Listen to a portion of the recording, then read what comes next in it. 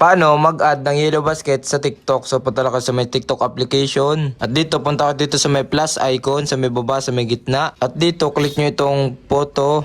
Then makikita nyo dito yung inyong mga video or yung inyong ipopost na lalagyan nyo ng Yellow Basket. Halimbawa natin is itong video natin. So ayan, itong hammock ang ating ilalagay na link. Then click lang natin itong next button once na malagay na natin yung video na gusto natin lagyan ng Yellow Basket. At dito may makikita na kayong add link. So click nyo lang yung add link na yan. Then may magpa-pop up. Click nyo itong product. At dito click nyo lang itong add more product.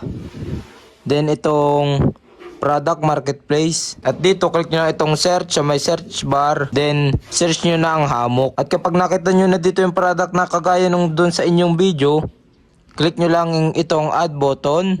Then may magpa-pop up, add product to video. So click nyo lang uli itong add button.